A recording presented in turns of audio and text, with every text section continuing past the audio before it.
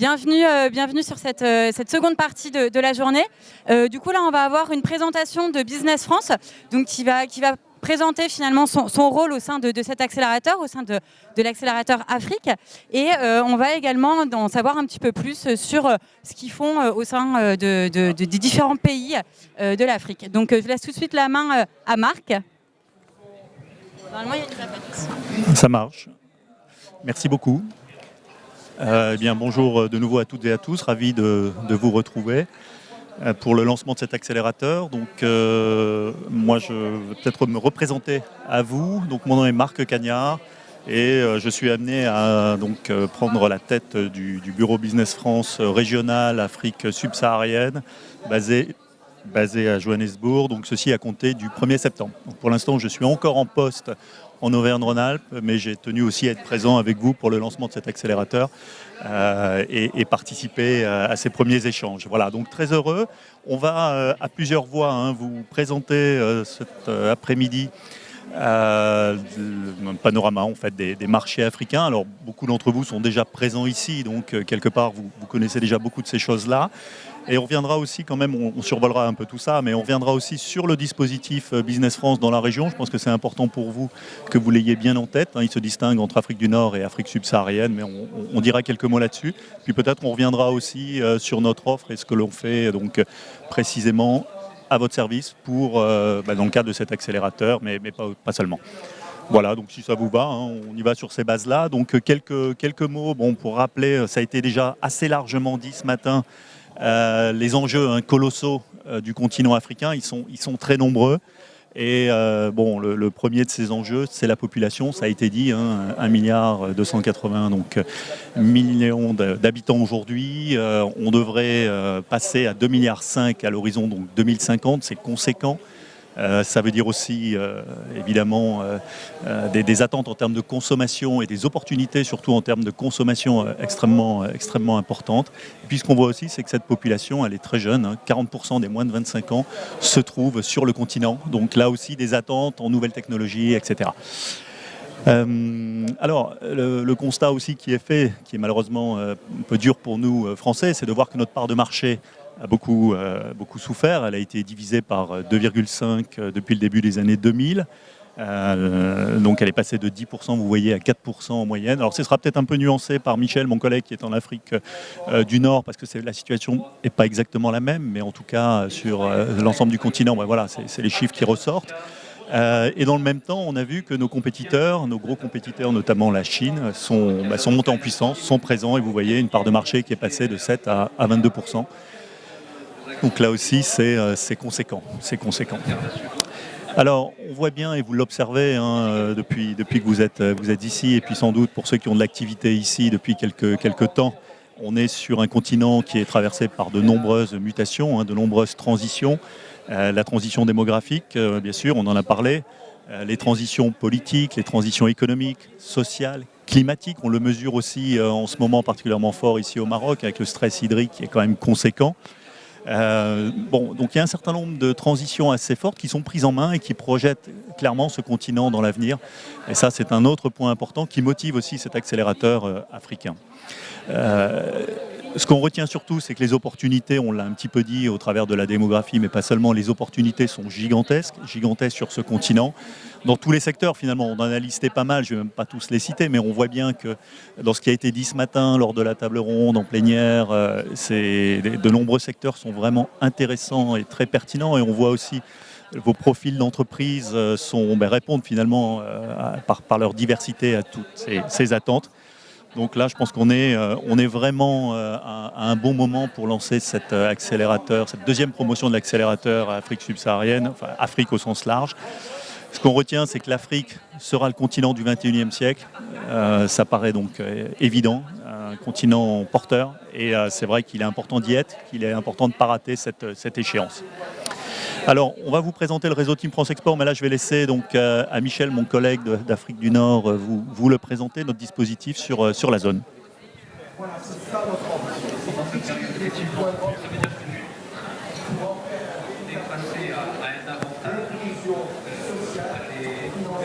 Très bien, désolé pour le pour le petit bug. Alors, on va faire ça à 4 voix hein, pour vous. Donc, je vais intervenir pour l'Afrique du Nord avec Monsieur Gridley Selim, qui fait partie de notre bureau à Tunis, qui est le référent CleanTech Afrique du Nord, et qui sera un peu l'incarnation des gens que vous retrouverez après dans les différentes étapes de votre parcours d'accéléré, dans les bureaux, qui sont nos collaborateurs sur place, qui connaissent leur marché, qui sont dans la culture du pays pour vous présenter donc les meilleures opportunités. Donc, Business France et ses partenaires, parce que vous avez remarqué qu'au Maroc, notre partenaire TFE, c'est la Chambre française de commerce et d'industrie. Donc ça représente à peu près 13 points, guichets d'accès donc à l'Afrique. On couvre à peu près 32 pays avec des partenaires référencés ou à distance. Et ça représente à peu près 80 collaborateurs entre donc, les personnes de Business France et les personnes de la Chambre de commerce française au Maroc. Donc ce réseau va être mobilisé en fonction de vos besoins pour vous aider, vous accélérer donc, sur les différents produits. Ensuite, un petit coucou sur l'Afrique du Nord. Et effectivement, c'est pas qu'il y a 2 Afriques, mais vous voyez bien qu'on est ici au Maroc, en Afrique du Nord, dans un territoire où, en vous baladant à Casablanca ou à Tunis ou à Alger, vous avez une influence française qui est plus forte peut-être que ce que vous allez retrouver en Afrique du Sud ou en Angola. Et c'est normal.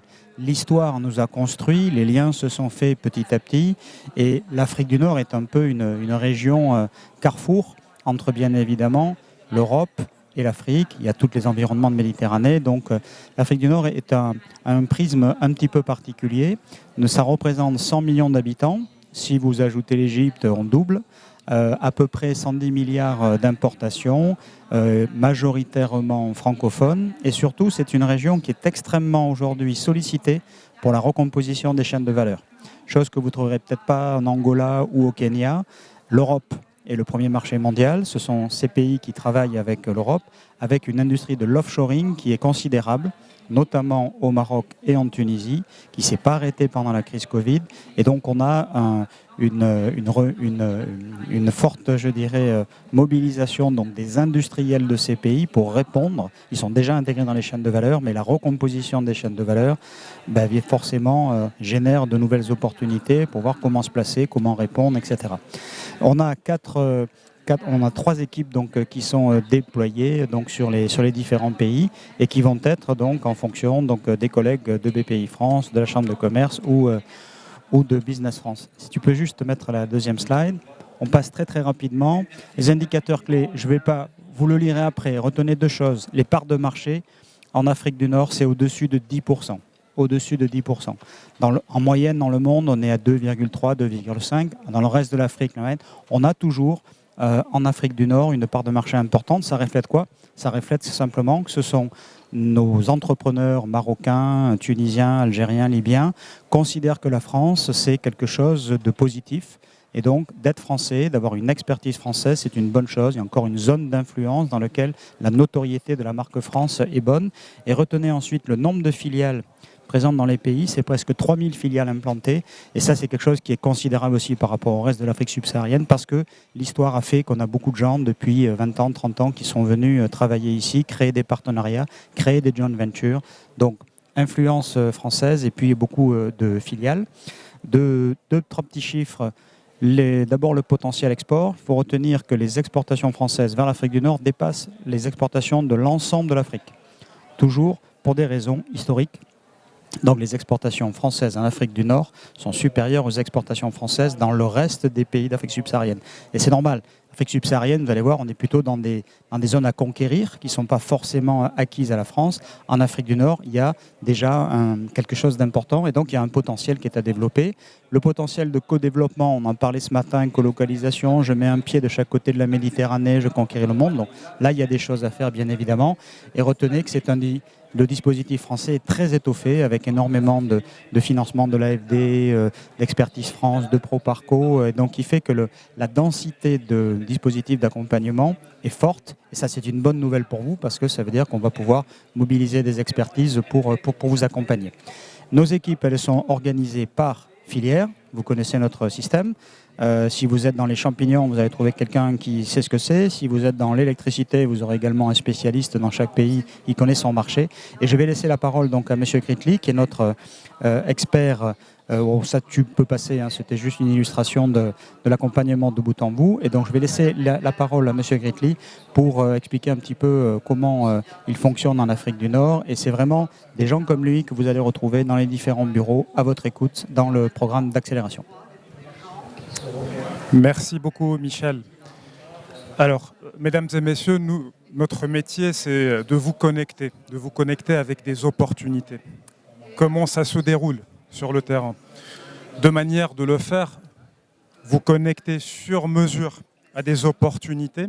Donc, c'est un accompagnement qui est déployé sur mesure, avec, en tout cas, la capacité de répondre spécifiquement à vos attentes. Ça peut prendre la forme de missions de prospection, d'études de marché personnalisées. Ça peut être également des séquences de communication, des séquences de networking également qu'on est capable de déployer pour vous rapprocher de vos opportunités. Nous créons également l'opportunité.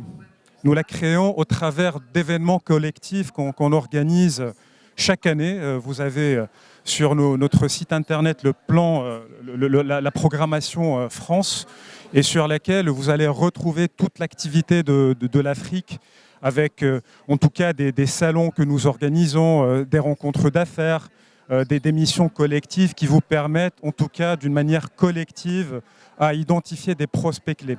Pas plus tard qu'une semaine, nous avons organisé à Tunis le premier forum du co-développement industriel, sur lequel on a accompagné une douzaine d'entreprises françaises, et en face, on a réussi à mobiliser 150 industriels.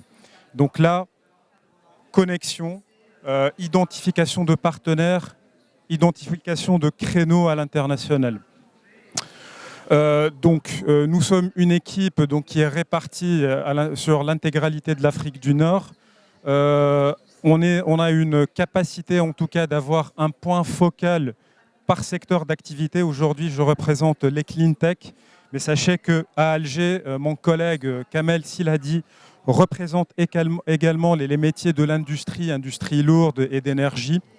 N'hésitez pas à faire appel à nous. Voilà ce qu'il y a à dire. Donc, beaucoup d'opportunités, des financements également disponibles. N'hésitez pas à nous contacter pour en savoir plus. Merci beaucoup.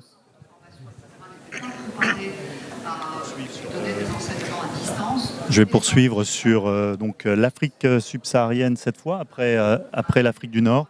On va revenir donc sur l'Afrique subsaharienne et vous présenter un petit peu notre dispositif là-bas, qui est un dispositif conséquent à l'image en fait de la taille et de l'échelle de l'Afrique subsaharienne. Donc vous avez les pays qui sont représentés, qui sont soit où on est présent, soit que l'on suit. Donc en fait, pour résumer les choses, nous sommes donc sur 8 bureaux en Afrique subsaharienne. Le bureau principal, le bureau régional, est basé à Johannesburg, mais donc ensuite nous avons des bureaux au Cameroun, au Sénégal, en Côte d'Ivoire. Nous sommes en Angola, nous sommes au Nigeria, nous sommes au Kenya, nous sommes en Éthiopie.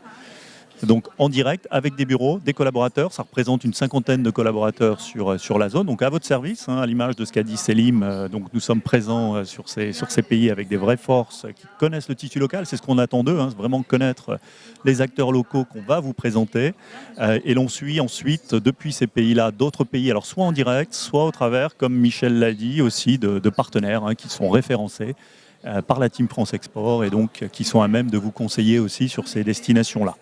Donc vous voyez un dispositif quand même assez large sur l'ensemble de l'Afrique. On est clairement sur l'Afrique subsaharienne, comme l'a dit Michel, c'est une zone qui est plus à aller conquérir. Il y a un gros potentiel, ça c'est certain. L'Afrique de l'Ouest est déjà bien travaillée par vous tous, peut-être un petit peu moins l'Afrique de l'Est et encore moins sans doute l'Afrique australe. Voilà, donc c'est un petit peu notre ambition que d'être aussi davantage présent sur ces terrains-là.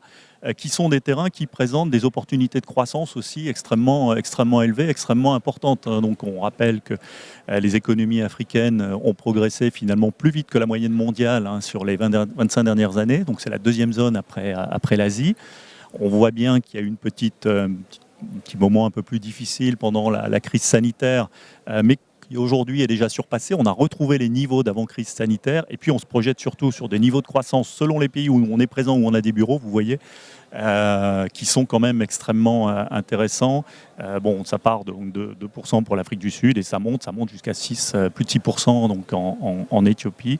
Et donc vous voyez les passages intermédiaires, enfin c'est quand même très, très dynamique, à l'image de l'ensemble de la zone et de l'ensemble de l'Afrique. Ce qui est intéressant aussi d'observer, c'est que sur cette région-là, donc de l'Afrique subsaharienne, on voit quand même que les choses bougent très vite. On a des économies, alors d'abord qui sont plus diversifiées que ce qu'on ne pense, qu'on ne l'imagine jusque-là.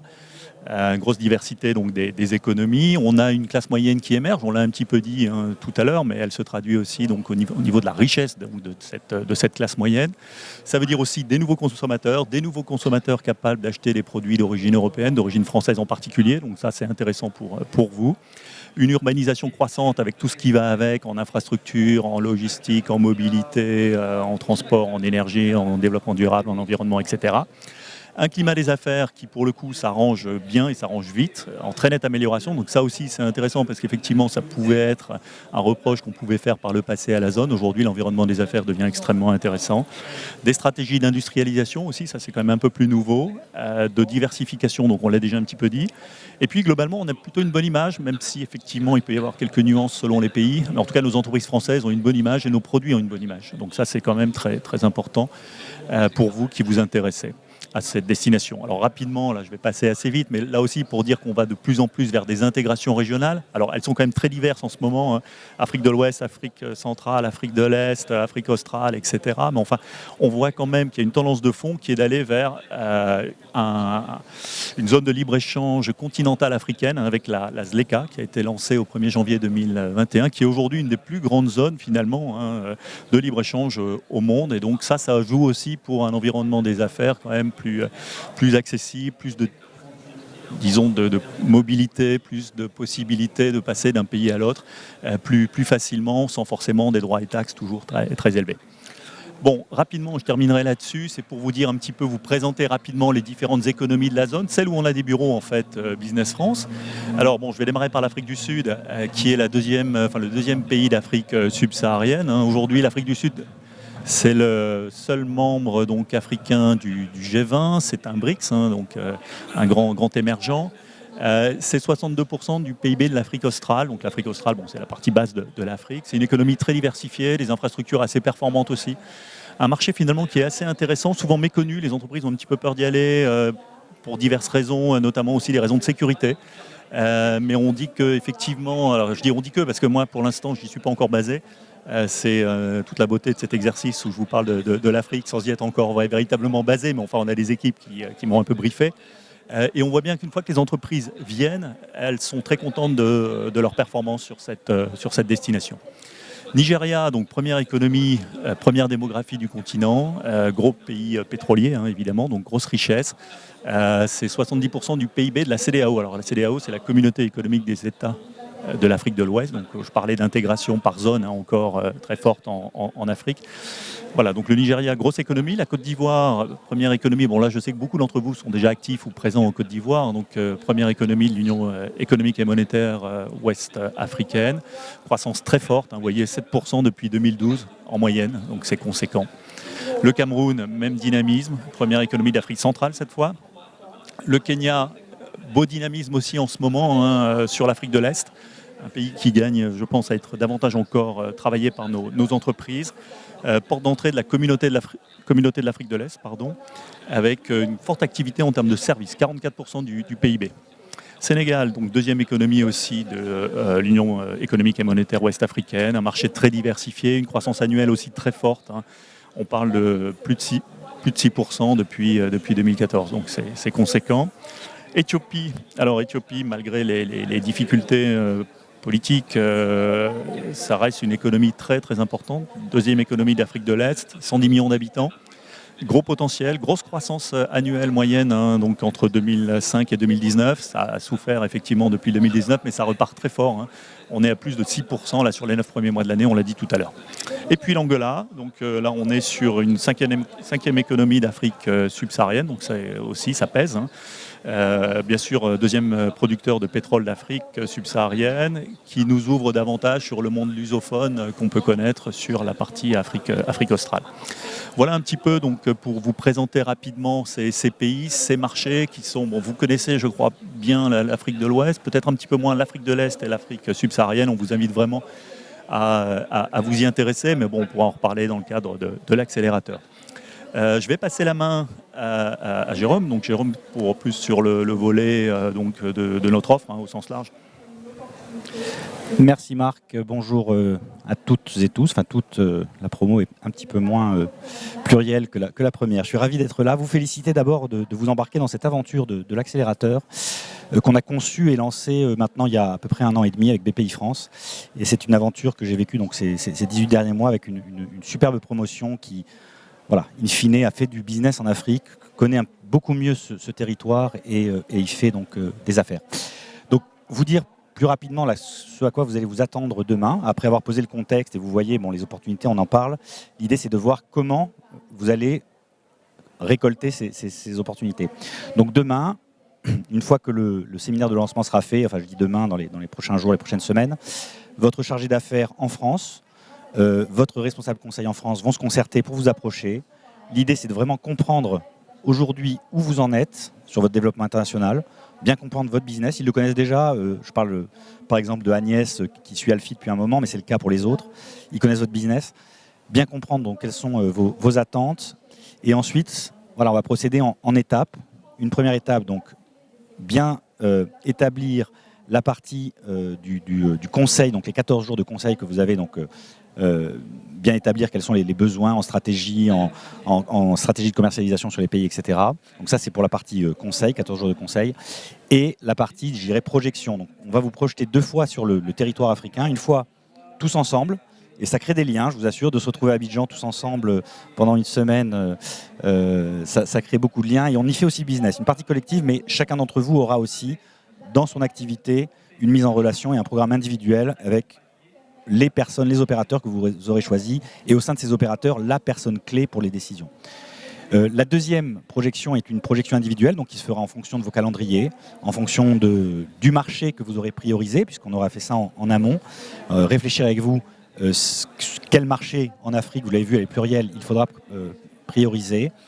Si vous le savez déjà, et ça nous est arrivé dans la première promo, l'idée c'est d'aller un petit peu plus en détail sur la façon d'aborder le marché que vous avez priorisé. Quel est l'environnement concurrentiel, quels sont les réseaux de distribution, quels sont les écueils à ne pas faire. Et vous allez voir très vite l'autre force de cet accélérateur, c'est ce collectif que vous allez créer et l'entraide que vous allez voir naître entre vous pour éviter justement tous ces écueils. Donc on va passer 12-14 mois, vous allez passer 12-14 mois ensemble. Profitez-en pleinement, c'est beaucoup de temps pour nous, mais pour vous aussi. Et si vous voulez vraiment en profiter, c'est vraiment de répondre présent et d'être là au moment d'animation collectif, de répondre à vos conseillers quand ils vous demandent de faire un point. Tout ça, c'est pour vous qu'on le fait. Notre objectif, en fait, c'est votre objectif. C'est que dans 1 an, on regarde, on retourne en arrière et qu'on voit que voilà, votre business a été multiplié, ou que vous avez des touches pour multiplier votre business en Afrique. C'est tout le mal que je vous souhaite. Donc une très belle aventure. Si vous avez des questions, on est là pour y répondre, profitez-en. Sinon, all the best dans cette très belle aventure dans laquelle vous embarquez.